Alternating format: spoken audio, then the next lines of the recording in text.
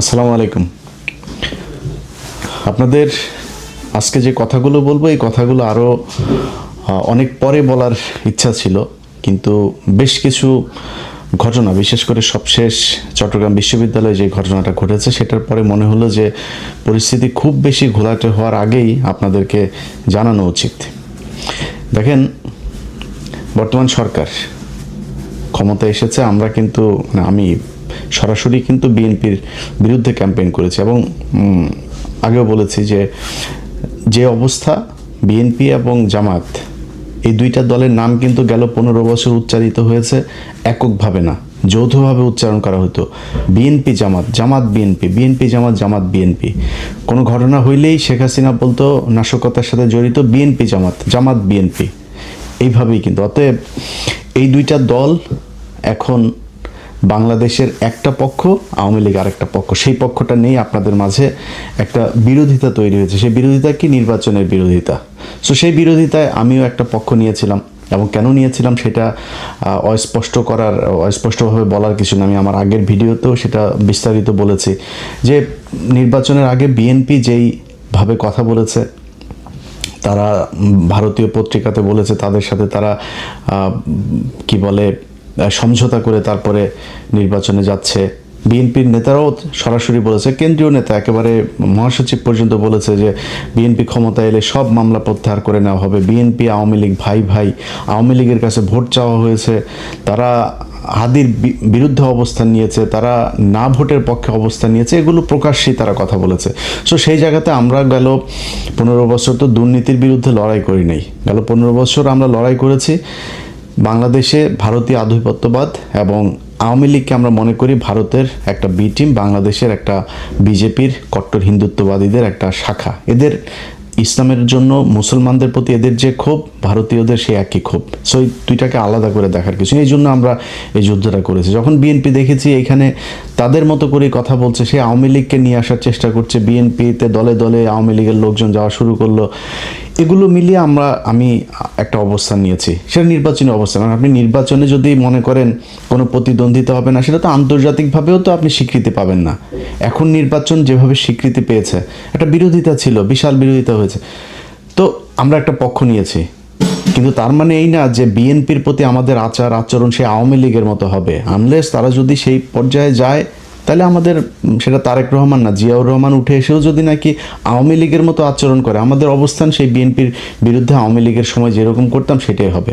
But এখন পর্যন্ত পরিস্থিতি তো সেখানে যায়নি। আমরা জামাতের পক্ষে আমি নির্বাচন করেছি, মানে তাদের হয়ে ক্যাম্পেইন করেছি, তাদের সরাসরি তাদেরকে সমর্থন দিয়েছি, তাদের ভোট চেয়েছি।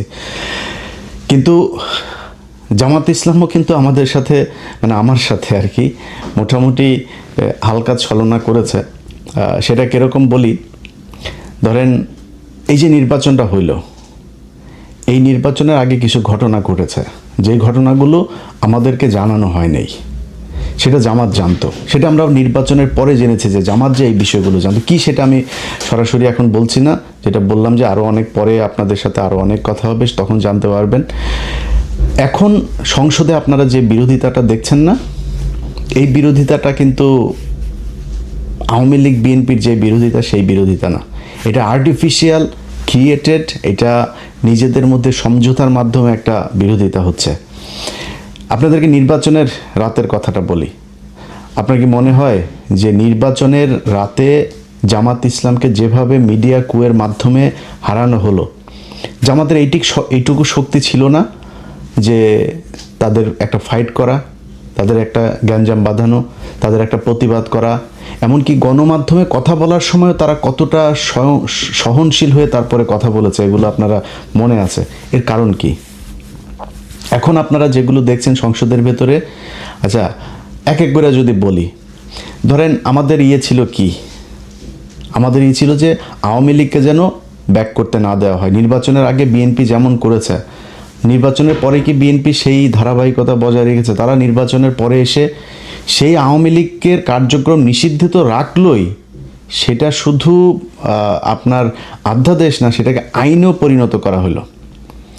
এই আদেশটাকে তারা আইনে পরিণত করলো। এখন এরপরে হচ্ছে এই যে জুলাই শহীদ যারা, জুলাই যোদ্ধা যারা, তাদেরকে ইনডেমনিটি দেয়া। যদি আমি এটার পক্ষপাতিত্ব না, ইনডেমনিটি দেওয়ার মানে হচ্ছে একটা অপরাধ হয়েছিল, এই অপরাধকে আমরা পৃথিবীর কোনো বিপ্লবকে কখনো ইনডেমনিটি দিয়ে বাঁচাইতে হয়নি, এটার ঘোর বিরোধিতা। বাট ইউনূস সরকার যেটা চেয়েছে, এই যোদ্ধারা যেটা চেয়েছে, এনসিপি যেটা চেয়েছে, জামাত যেটা চেয়েছে, সেই কাজটাই করা হয়েছে। বিএনপি সেটাকেই আপনার আইনে পরিণত করলো। সো আমাদের তো কোনো সমস্যা নাই, আমরা যেটা চেয়েছি সেটা হয়েছে, সেটা হচ্ছে। মোটা দাগে বিএনপি এখন পর্যন্ত বিরুদ্ধে যায়নি, বাট যেটা শুরুতে বললাম, যদি যায় আমাদের আচরণ কিন্তু সেই আওয়ামী লীগের মতো হবে। এখনো পর্যন্ত আমি বিশেষ জায়গার ঈদের 2 দিন আগে আমার সাথে একটা পক্ষের কথা হলো, যে কোনো এক জায়গার, তাদের সাথে আমি খুব নিজের খুব ডিপ্রেশনের কথা জানাচ্ছিলাম যে আমি আসলে খুব ডিসঅ্যাপয়েন্টেড, এই যে এইভাবে চলছে, এই হচ্ছে, এইভাবে কথাবার্তা বলছে। তারা আমারে বলল যে 1 বছর ধৈর্য, 6 মাস থেকে 1 বছর ধৈর্য ধরতে। আমি যা দেখছি পরিস্থিতি এরকম থাকবে না। তো আরও অনেক বিস্তারিত এগুলো আপনাদেরকে এখন আর বলছি না, অতএব একটু ধৈর্য ধরতে হবে। আজকে এই যে চিটাং বিশ্ববিদ্যালয়কে ঘটনা নিয়ে, তারপরে ছাত্রদল ছাত্র শিবিরকে বলছে গুপ্ত, ওরা আবার এদেরকে আপনার তারেক রহমানকে অ্যাটাক করছেন। ভাই, ছাত্র শিবির বা জামাত ইসলাম, এখানে মূলত ছাত্র শিবিরকে শুধু একটা কথা বলবো, ভাই আপনাদের সাথে গন্ডগোল হচ্ছে ছাত্র দলের। আপনি ছাত্র দলকে কাউকে যদি কিছু, বা ছাত্র দলের সংগঠনকে আপনি যদি করেন, তাদেরকে অ্যাটাক করেন, তাদের ব্যাপারে কথা বলেন, তাদেরকে যা মনে চায় বলেন, কিন্তু আপনি তারেক রহমানকে টেনে যখন নিয়ে আসবেন, তখন দলীয় প্রধান হিসেবে সেও কিন্তু তার ধৈর্যের সীমা পার হইতে পারে। সো আপনার তারেক রহমানকে নিয়ে তো আসার তো এখানে দরকার নেই। তারা কিন্তু গুপ্ত টুপ্ত এগুলো বলছে, ওকে আপনারা তো রাজাকার বলে নেই, আপনারা তো পাকিস্তানি বলে নেই, ওইখান থেকে তো ছাত্রদল বেরিয়ে এসছে, এইটার জন্য তাদেরকে অন্তত সাধুবাদ দেওয়া উচিত।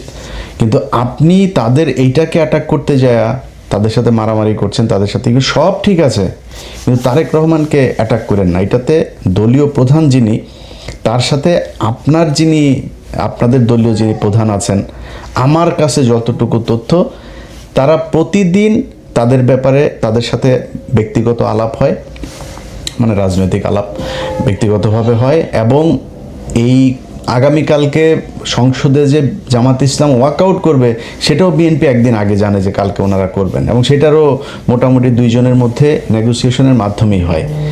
এখন এটার কারণ কি, এটা আপনার অনেকের হয়তো মনে হতে পারে যে জামাত ইসলাম তাইলে এরকম করে কেন। দেখেন, জামাত ইসলামের এবং বিএনপির সামনে এখন যে চ্যালেঞ্জ, সেই চ্যালেঞ্জ হচ্ছে ভারত এবং আওয়ামী লীগ।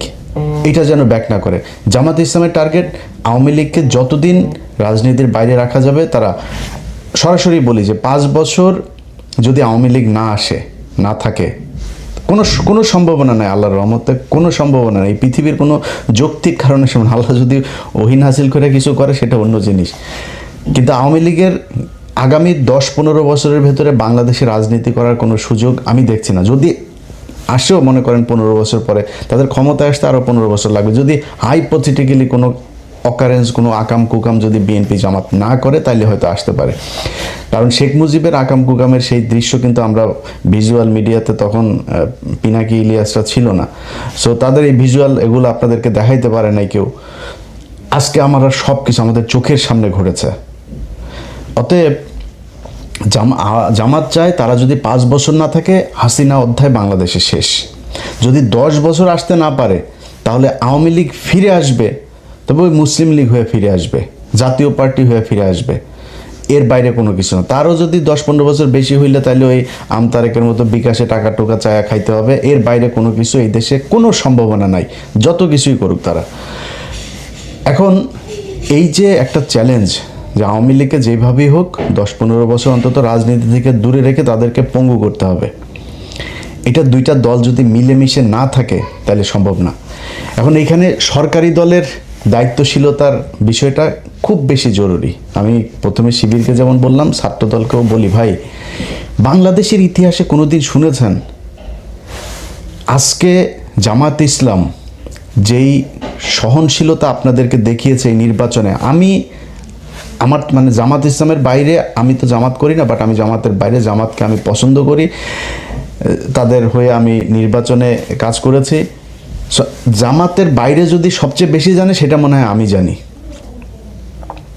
এখন জামাত ইসলামকে যদি নাকি আপনি মনে করেন যে নির্বাচনের রাত থেকে শুরু করে আজকে পর্যন্ত তাদের যেই কথাবার্তা, তারা যেই ধৈর্যের পরিচয় দিয়েছে, গত পরশু দিনের কথাই বলি, জামায়াতের আমির বাংলাদেশের ইতিহাসে প্রথম বিরোধী দলীয় নেতা একটা জাতীয় ক্রাইসিসে এরকম এই নির্বাচন থেকে এই পর্যন্ত বিএনপি যদি বিরোধী দলে যাইতো আমি গ্যারান্টি দিতে পারি আপনাদেরকে এর মধ্যে অন্তত 15 দিন হরতাল হয়ে যাইত, সরকার পতনের আন্দোলন ডাক চলে আসতো।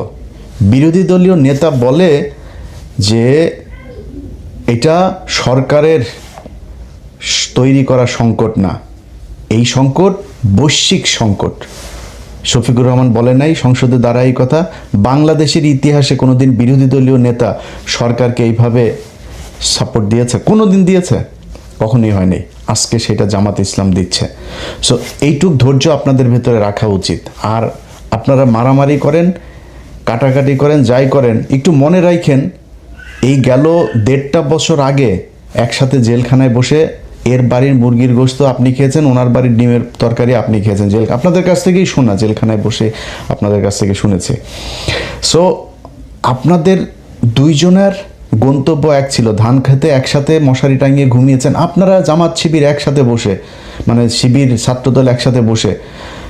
আমার সাথে ইন্টারনালি এখনও অনেক শিবিরের মানে জামাতের আর বিএনপির দুই নেতা, বড় বড় নেতা, দুই নেতা একসাথে কনফারেন্সে কথা বলি, কি খাতের দুইজনের ভেতরে এটা আছে। কিন্তু আপনারা যেই দুইজনের ভেতরে একটা সাংঘর্ষিক পরিস্থিতি তৈরি করছেন, অ্যাজ ইফ আপনারা আওয়ামী লীগ এবং বিএনপি, আওয়ামী লীগ এবং ছাত্র শিবির, এটা ভাই করা ঠিক না। আপনাদের ভেতরে সমস্যা থাকবে, 15 বছরের চিত্রগুলো একটু মাথায় নিয়ে আসেন, নিয়ে এসে তারপরে এই দ্বন্দ্বগুলো করেন। দ্বন্দ্ব থাকবে আপনাদের ভিতরে, দুই পক্ষের এক রকমের চিন্তাভাবনা হবে না। কিন্তু ছাত্রদলের বিশেষ করে বলি, ছাত্রদলের ভাইরা শোনেন, আপনারা যদি রাগ করেন না ভাই, বিএনপি ছাত্রদল আপনারা রাগ করলে সমস্যা। আপনারা এখন আমাদেরকে মনে করেন আমরা মনে হয় আওয়ামী লীগ হয়ে গেছে। ভাই আমরা আপনাদের এখন অনেক পোকামাকড় আছে, অনেক কুকুর বিড়াল আছে, এগুলো চারপাশে দুধ ছিটান, তো কাকের অভাব নেই। সো আপনারা আমরা আপনাদের যেই দুঃসময় ছিলাম আবার দুঃসময় পাবেন, টেনশন করেন না যদি লাইনে থাকেন। আর যদি সুসময় এর চাইতেও শক্তিশালী হন, ইন্ডিয়ার পেটে ঢোকেন, জীবনে কোনোদিন পাবেন না। সো আপনাদেরকে শুধু একটা কথা বলি, আওয়ামী লীগ যেই স্টাইলে বিশ্ববিদ্যালয় চালিয়েছে ছাত্রলীগ, সেই একই স্টাইলে যদি আপনারা এই টেন্ডারবাজি, সেই আপনার ওই guest room test room culture, আপনি সেই রিগিং টিং সব এই যদি আগের মতোই যদি শুরু করেন, তাইলে কিন্তু ভাই অবস্থাটা সেই ছাত্রলীগের মতোই হবে। সামনাসামনি অনেকে কিছু বলতে পারবে না, সবাই শিবিরের সাথে যোগ দিয়ে আপনাদের সাথে গ্যাঞ্জামও করবে না, কিন্তু মনের ভেতরে ঘৃণাটা থাকবে। আপনি দেখেন এই ছাত্রলীগ বিশ্ববিদ্যালয়, পুরো বিশ্ববিদ্যালয়টাকে তাদের বিরুদ্ধে খেপিয়ে তুলেছে 15 বছরে। তারা বুঝতেই পারে নাই এই পরিস্থিতি যে হবে, এটা কিন্তু তারা বুঝে নাই। তারা কি করেছে, তারা তাদের মতো করে চলেছে। আরে বাবা, বিশাল ছাত্রদলের ওই যে সভাপতিটা ছিল ঢাকা বিশ্ববিদ্যালয়, এখনও মনে আছে, কালো চশমা চোখে দিয়া, কোথায় তোরা? সাদ্দাম, এই যে এরা টোকায় মোকা, এগুলো কোথায় এখন? কোনো দেশের মানুষ তাদের পক্ষে নাই। এই হচ্ছে অবস্থা। এটা কেন হয়েছে? আপনাদের কারণে হয়েছে। এখন আপনারা যদি আজকে যদি সেই ছাত্রলীগের মতো আচরণ করেন, তাহলে কিন্তু আপনাদের প্রতি মানুষ এভাবে বেশি উঠবে। এই বাংলাদেশ কিন্তু গেল 1.5 বছরে ডাকসু জাকসু যত জায়গায় শিবিরের এই আপনার ছাত্র সংসদগুলো তৈরি হয়েছে, তারা কিন্তু একটা চিত্র দেখেছে। কি দেখেছে এটা ভাই আপনারা ভালো জানেন। বিএনপির লোকজন, আপনাদেরকে বলি ভাই, আপনারা যদি এখন মনে করেন যে মানে তর্ক করার জন্য গায়ের ধাক্কা দিয়ে একটা কথা বলবেন, বলতে পারেন, রাজাকার মাজাকার হাবি জাবি গালাগালি করে কথা। অনেক ভাইদের এখন দেখি ফেসবুকে, আমার এক সময় খুব ক্লোজ ছিল, তারা এখন আমাদের বিরুদ্ধে যায়, কোনো সমস্যা নেই। আপনার মতো এরকম 2-4-5 হাজার মানুষ আমাদের বিরুদ্ধে বললে যাবেও না, আসবেও না। কিন্তু নিজেরে কোশ্চেন করেন তো, আপনি যেই এমপি সাহেবের হইয়া রাজনীতি করেন, ধান্দাবাজি করে, টেন্ডারবাজি করে, জামাতের লোক, জামাতের এমপি, আমার বিভাগের কথাই বলি আপনাদের, আমার বিভাগের এক এমপি খুব সুপরিচিত সারা দেশে, তিনি গত সপ্তাহে ফোন করছেন, করে বলতেছে, ইলিয়াস ভাই একটু পরামর্শ চাই। কি ভাই? দেখেন বিএনপির লোকজন এইভাবে এসে বিভিন্ন কাজটা যেগুলো তাদের লোকজনকে কোনো নিয়ম শৃঙ্খলা নাই, তারা এইভাবে জোর করে চাচ্ছে। তো কেন্দ্রকে জানাইলাম, কেন্দ্র বলল যে বেশি বাড়াবাড়ি করার দরকার নেই বিএনপির সাথে। এই হচ্ছে অবস্থা ভাই। আপনারা এগুলি করেন, আপনাদের রাজনীতিটাই 2 নাম্বারই করার জন্যই করা, এটা নিয়ে কিন্তু সমস্যা নাই। আমাকে যারা গত 15 বছর দেখেছেন, বিশেষ করে শেষ 8 বছর আমার এই ফেসবুক ইউটিউবে যারা আমাকে দেখেছেন, আমি সরাসরি একটা কথা বহুবার বলেছি যে বিএনপি যদি আওয়ামী লীগের মতো 15 বছর ক্ষমতায় থাকে, দুর্নীতির ক্ষেত্রে আওয়ামী লীগের চাইতে বেশি হইতে পারে। এই কথা যারা আমার ভিডিও দেখেছেন আপনারা স্বীকার করেন যে হ্যাঁ, এটা ইলিয়াস বলেছে। আজও বলছি, দুর্নীতিতে আপনারা তার চাইতেও ভালো কিছু করবেন, এটা আগেও আপনারা প্রমাণ করে গিয়েছেন।